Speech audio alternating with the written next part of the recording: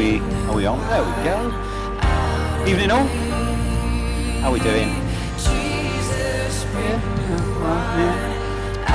So money. Give the ex-banker the subject of money. All I'm going to say to that is the Kira started this morning with a joke about bottles. Enough said. Right, so let's start with a fun fact. What was the subject that Jesus preached most about? Wrong. What was the subject that Jesus spoke most about? Sin, love, sheep. I think sheep get a sort of good mention in dispatches, but no. Well, it's kind of what you'd expect, actually, when you look at what he was talking about in all the parables. It was actually salvation. It was God and his kingdom. It was faith, love, and salvation. That was actually the main stuff he talked about. Now, interestingly, the reason that people think money is what he taught. He mentions money in 11 out of 39 parables. Now, I haven't double-checked that statistic. That was a web statistic, but I think it's right. But by comparison, he actually talks about food in 18 of his parables. So actually saying, money's the thing he talks about most, actually food. But of course, it's not actually what he's talking about. He uses money as an analogy or a way of emphasizing what he's talking about. In most of his parables, not all, most of them, he's not actually talking about money. It's about other things. It's what we do with our gifts or our talents or whatever it might be. But of course, that doesn't mean that Jesus wasn't interested in our relationship with money. He most definitely was, and that, of course, is what we read earlier. Now, when we come to the topic of money, right, what does money mean to you? Shout out some words. When somebody says money, what's what comes into your head? Say again. Okay. A way of buying things. Perfect. It is. That's a fantastic. That's your son, isn't it? That's exactly your son's answer. But yes, it is. It's what we use to buy stuff. Anything else? Not having any. Absolutely. Students, yep. Not having any, yep. Any other emotions or reactions? Money. Taxes. Oh, okay. Levi at the back there. Any others? Access to opportunity. Yeah, riches. Okay. So, other words that I thought maybe security, meaning, status, power. But also what about, some of the negatives? I mean, Sophie said, not having any, but also like worry, fear. I think when you start talking about money for a lot of people, actually the reaction isn't such, positive words. They're actually quite negative words, negative associations. And, we don't need to look very far, right, on the influence money has on society today. And the well-being of our country, the well-being of most countries around the world, is actually measured in monetary terms. It's measured in financial terms, right? When you talk about the health of a country, what people actually mean is the health of the economy. They mean GDP, gross domestic product. They basically mean dollars, pounds. How much is our economy making? That's the health of our economy. There's a wonderful exception to that is Bhutan, the little Southeast Asian tiny little country, where they actually measure on the happiness index. Genuinely true. Bhutan's happiness index is their measurement of how well their country is doing. I think that's brilliant. Wouldn't it be great if, the whole world actually went to something like that? Because when is success of the country measured by how well the environment is doing? How well are people doing? We just distill it down into this one thing of dollars, of money. What a horrible and sort of grubby way to measure how we're doing as a country. We don't even think about people, those who live in the country. We don't think about the environment, the thing we need to survive, the thing that actually nourishes us and means that we can even exist. And what about even individual success? When we look out at the world these days, society rewards success with what? With fame and with riches. Or sometimes the other way around. If you happen to be, rich and famous, then you're considered successful. Making it is all about money. It's about having as much money as you can. Because that gives you supposedly that long-term happiness and that security. That's what it's all about. Rich is good. Poor is bad. You don't want to be over there. You want to be in this. You want to be in the rich camp. I was lucky I was given the name. I can never be out of it. But it's pretty clear, right? Society has set money as a god. There is no other way of looking at it. Money is a god in society today.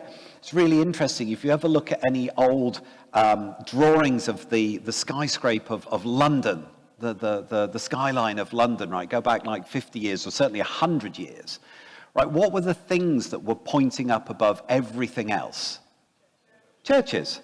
So what was the city effectively pointing up to? When you lifted your eyes, what did you see? You saw churches, you saw sort of arrows pointing up to heaven. That said something about where society was. And I'm not saying Britain 100 years ago was perfect, but there was something about the center of the UK. It looked up to heaven. If you look at the skyline of London today, can you even see a church? I mean, you can see one big one from certain angles because they're not allowed to build around St. Paul's Cathedral. But what do you generally see? Banks, skyscrapers, banks, accountants. It's basically what most of them are. So what have we, what's that say about what we have created here in the UK and unfortunately, most other nations? Who do we serve? Is it still God or is it money? And this is what Jesus says, right? Verse 24 that we heard earlier.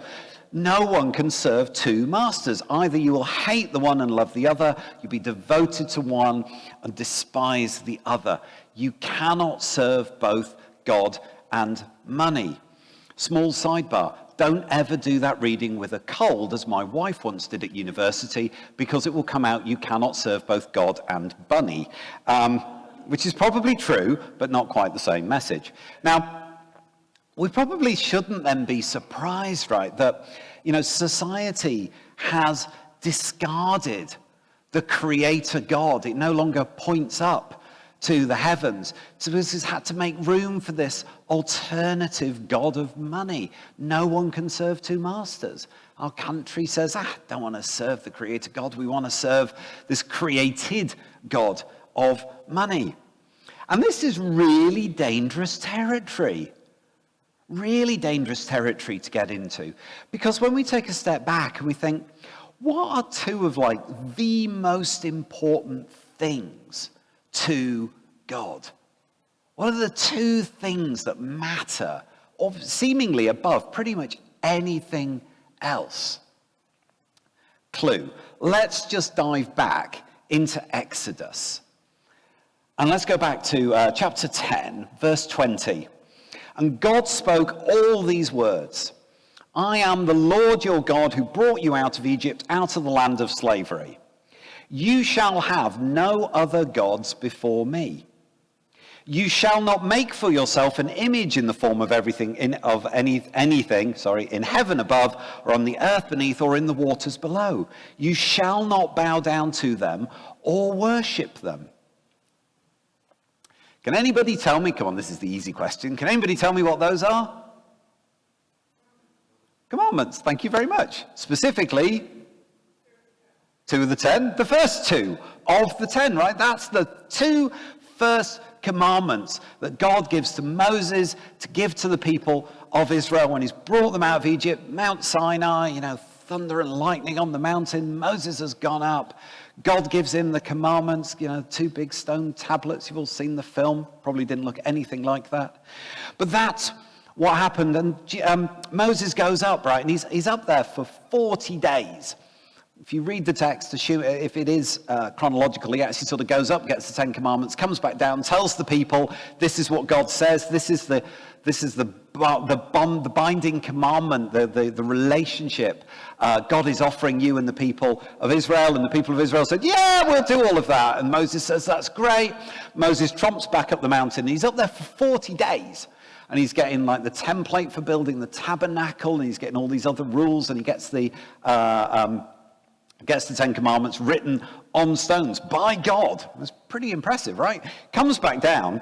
What have the people in Israel done at the end of those 40 days? Con, who's read Exodus? You should remember this. Made a golden calf. So basically, he's up there for 40 days. The first two things they then do is say, right, we're going to create ourselves another god in this form of this golden calf, and now we're going to bow down and worship it. What were the first two things God said don't do? Right, within 40 days, they've already torn through the relationship that God was trying to set up with them, with the binding commitment that the two of them made. But it's interesting that sort of as you read through the Bible, and as you read the whole story, from Genesis and Exodus right through to the end, I genuinely think, and God maybe one day will tell me I'm slightly wrong on this, but I really think of all of the things that people do wrong through the Bible, the two that really, really rub him up the wrong way is having other gods and bowing down and worshipping them. As you look at the story of David, right, the one thing that David never did was bow down to other gods. Kind of made himself a bit of a god. And there was the whole thing with Bathsheba, that wasn't really ideal, and getting her pregnant, then murdering her husband, not high on the list of things to do. But he never made another god. And it's interesting that, God still worked through and blessed him. But when you look through all of the stories, to me, this is an incredibly important thing. And I think it reflects in the fact that God said, they're my first two commandments. Not saying the other 8 aren't important. But God doesn't do sharing when it comes to being God. He's quite clear about that. He wants to be the one and only God in our lives. He doesn't want us sitting on the seat of our own throne. He doesn't want other gods on there, and that includes money. So there's a clear tension between how as Christians do we live in a world where, money is one of the world's gods. And it's impossible pretty much to live without money, right? We're part of the world. We live in the world. You need money to survive and to get by. But how do we then stay obedient to this calling of making sure that money doesn't become a god in our lives? Well, you're all going to go and talk about this in a minute, but before you do that, we're going to give you some pointers, and then we're going to flick back to the verses that we read, because actually there's a few helpful tips within this. Sophie, if you could put up verse 19 for us, please. Do not store up for yourself treasures on earth where moths, vermin destroy and thieves break in and steal, but store up for yourself treasures in heaven where moths and vermin do not destroy, thieves don't break in and steal. Another oft misquoted passage about money is, of course, that money is the root of all evil. That's not actually what Paul wrote. It's in his first letter to Timothy, 1 Timothy 6:10. What he actually said was, for the love of money is the root of all evil. There isn't, I don't think, anything inherently wrong or evil with money per se. We had a wonderful definition of exactly what money is. It's an exchange mechanism. There's nothing evil or wrong with money. It's the love of money that's the problem. It's quite understandable that most of us would like to have a little bit more of it probably than we do, and we quite like having it. There's nothing, again, inherently wrong in that. But do we love money? Is money where we are putting our trust? Is money our security? Is it what we rely on? Is it our status symbol? I have more than you, so I'm here on the ladder, and if I can just get a little bit more, I'll be at that next rung up. Is that what we're always preoccupied with? Getting more, wanting more, so I can have the next car, the next holiday, the next yacht, whatever it may be. I believe there are quite a few big yachts going cheap at the moment if you're in the market for them. Don't do that, says Jesus. That's not what it's supposed to be about. Trust God. Put your security in God, not in money, not in stuff. Literally be making deposits in the bank of God, if I can be that cheesy. It's store up treasures in heaven. For where your treasure is, in verse 21, where your treasure is, there your heart will be also. If our heart yearns after money, that's where we're going to be storing all of our effort. If our treasure is God, if we're trying to put God on the throne and our heart is seeking after him, then that's where our efforts and our reward will ultimately be. Put your heart and soul into pursuing the things that God wants you to pursue, is what Jesus is saying to us here. Don't be out there just solely pursuing the things that generate the most money, that put money on the throne. The two things might overlap. God might be calling you into things that give you lots of wealth, in which case you've got more of a challenge on what do you do with all of that. Sometimes he doesn't call you into those things. Often he doesn't call you into those things. I don't know what he's calling you to, but which are you putting first? Are you putting your faith and trust in God and saying, God, I want to be doing what it is you are calling me into in whatever situation that is? Or are you saying, I'm going to take things into my own hands. I'm going to go and earn as much money as I possibly can, and then maybe I'll be giving some of it back. Although by the time I've got all of it, maybe I won't want to give all of it back because I quite like it, really. And that happens an awful lot. A friend of mine once gave me a great tip for having a very healthy relationship with money, which was, he said, I just see money as a way of solving problems. I thought it was a really wise thing to say, because he said, depending on how much you have, depends on what the problems are you can solve. If you're hungry, hopefully you've got enough money to be able to buy food and feed yourself or your family. Perhaps you've got a bit more than that, and perhaps then you're able to help some other people who you know with the problems that they've got. But don't sweat it on the problems that you can't possibly solve because you don't have enough to solve it. You can't pay off the GDP of the UK, so don't worry about it. Although I'm sure some of us feel like the tax office are often trying to actually get us to do that, but, we can't. So don't sweat the things you can't solve. See what's in front of you, and then decide prayerfully whether or not God is calling you to use your money in some way, shape, or form to help in that situation. Oh, it's a really helpful way. Maybe it'll be helpful for you. And then the second tip for tonight's reading is to make sure that what you are doing with your resources, and note here that this really isn't just money, right? This is money or any other resources you've got, your skills, your talents, your time. It's about not doing it primarily to receive the praises of other people. Back to verse 1, be careful not to practice your righteousness in front of others to be seen by them. If you do, you will have no reward from your Father in heaven. So when you give to the needy, no, when you give to the needy, not if, when you give to the needy, do not announce it with trumpets as the hypocrites do in the synagogues and on the streets to be honored by others. Truly, I tell you, they have received their reward in full. Now, really disappointingly, apparently, it doesn't look like there's much historical evidence for actual trumpets being blown when very wealthy people were giving their money in the synagogues back in the day, which I was a little bit disappointed, if I'm honest, when I read that. I was kind of, I was hoping to be able to make some jokes about that. But no, apparently it does kind of, historians believe Jesus was here just exaggerating. He was just making the point.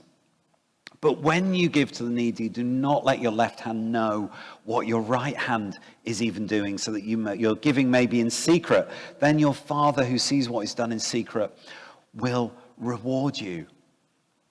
And real trumpets or not, I don't think I particularly need to labor the point on this, right? It was ostentatious giving and acts of service. They bring their own reward.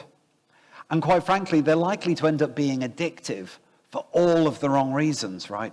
Oh, that Martin, he's so wonderful. He's always diving in and helping people. Oh, look, there goes Martin running after the ambulance again. Right? That's not what we should be doing. Doesn't leave space for God to be moving if we're, again, putting ourselves back in the center point, putting ourselves back on the throne. So to the best that you can when you're doing these things, Jesus says, keep it between you and God. Keep what God is calling you to between the two of you. And yeah, sure, whatever the situation is or who you're helping. So 2 helpful tips here to be thinking about, this idea of how do you make sure that what you're doing is because God is calling you into it, not because you're going to be seen as the superhero dashing into the scenario. How do we have that healthy relationship with money that means that we are putting God on the throne, not what the world is pursuing? Now, everybody here will have had very different relationships and journeys with money. Some will be comfortable with the idea of money, others won't. Some will have more than they need, some won't. So we're going to sort of break into our groups in a minute. We're going to talk on a handful of questions around this. What does money mean to you? Is money a God in your life? And what does or would it mean for you to have a healthy relationship with money? Now, just before we go into that, being mindful that, of course, ever increasing cost of money. So it would be very remiss of me not just to remind everybody, I think everybody here knows, but if anybody's watching this sort of the catch-up video, here at Christ Church, we do run a Christians Against Poverty debt centre. So no matter what the situation you're in, no matter how much debt you were in, we are able to, or they are able to provide services to you. You don't have to be a Christian to use their services. So please do reach out to them, or if you know somebody who's in difficulty, please get them to go to the website or to ring that number or to speak to somebody in the leadership team here at Christ Church, and they'll direct you in the right direction. So obviously couldn't talk about money without putting a little plug for CAP in there, but seriously, brilliant service. So back to these 3 questions. What does money mean to you? Is money a God in your life? And if so, what can you do about that? And what would it mean for you to have a more healthy relationship with money? Or, of course, any topic which any question which comes to mind and you want to discuss in your group. So most of you are sort of in little sort of groupettes anyway, so sort of turn to each other, make sure nobody's left out. We're going to have, how long, Marcus? We're going to 10 minutes? 10 minutes or so, which will take us to about 8:10, and then Ed and the band will come back up and take us forward in worship. All the youngsters are together, so rock and roll. Thank you very much.